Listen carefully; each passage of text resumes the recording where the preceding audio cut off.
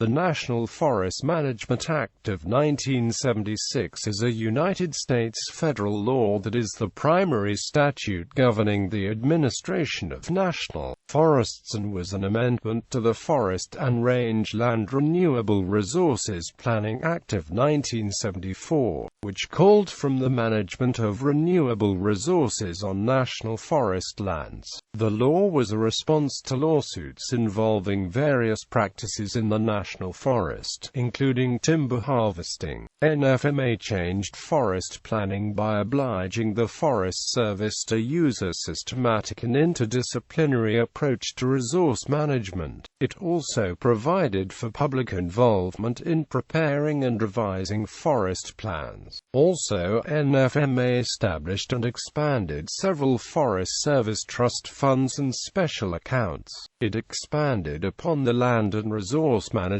plans outlined in the Forest and Rangeland Renewable Resources Planning Act of 1974, and started by requiring the Forest Service to do an inventory of all its lands, followed by zoning process to see what users' land was best suited for, dubbed the suitability determination. These plans required alternative land management options to be presented, each of which have potential resource outputs as well as socio-economic effects on local communities. The Forest Service, in cooperation with the Federal Emergency Management Agency, contributed considerable resources to the creation of FORPLAN and IMPLAN to estimate the economic effects of these outputs on local communities. At the time NFMA was written, there were conflicting interests in regards to proper forest management. The major player of national forest management at the time was the timber industry. In a post-World War II economy, the demand for timber skyrocketed with the housing boom and people were recreating on public lands more than ever before. Visitors to national parks rose from 50 million in 1950 to 72 million in 1960.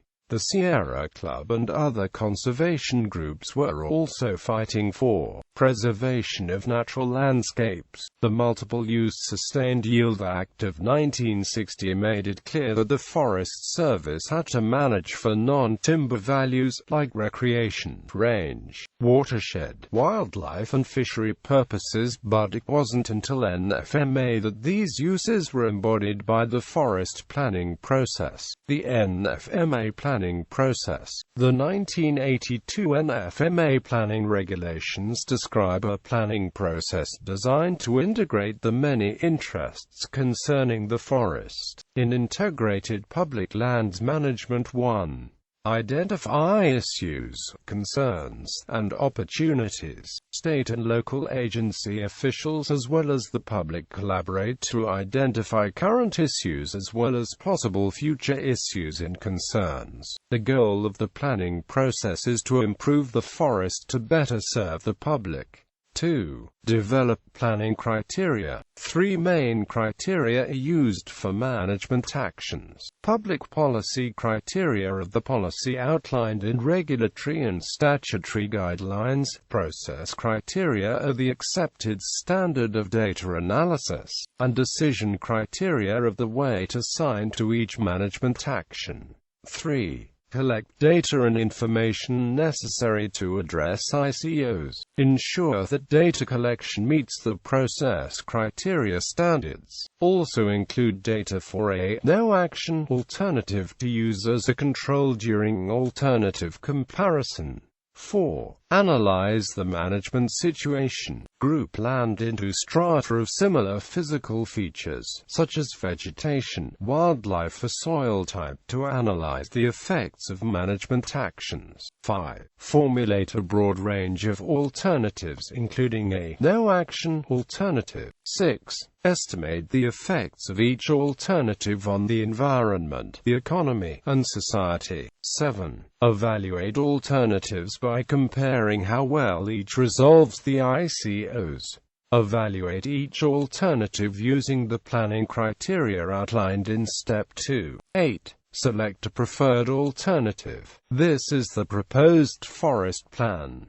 Document the proposal and justify the selection. Explain why other alternatives were not chosen that may have a higher net present value or are more environmentally preferable. Prepare a record of decision of the plan. 9. Implement the plan by updating all uses of the forest into conformity of the forest plan. Make the proper budget requests for full implementation. 10. Monitor and evaluate the plan by comparing the actual biological effects of the plan to the projections. Make adjustments where necessary. Legal battles. NFMA has spawned lawsuits regarding the degree of involvement required by both the Forest Service and the public. Ohio Forestry Association v. Sierra Club. The Sierra Club claimed that the logging practices allowed in the Wayne National Forest in southeast Ohio were unlawful under NFMA because the act requires ongoing input and management from the Forest Service. The court rejected the claims of the Sierra Club and stated the Forest Service is not an agency required to perform ongoing action or involvement in the forest plans. Sierra Club v. The Forest Service issued 2 land and resource management plans for national forests in Wisconsin that both involved timber harvest. To monitor ecosystem health, the Forest Service chose a handful of management indicator species as proxies, but the Sierra Club argued that a mosaic-like logging of the national forests would not provide the wildlife corridor necessary to ensure appropriate biodiversity of those species or any others. The Sierra Club attacked the Forest Service's science behind their LRMP, calling it junk science. Ultimately, the court ruled in favor of agency discretion despite finding that the Forest Service used questionable science, though not to the degree that the decision could be considered arbitrary and capricious under the Administrative Procedure Act.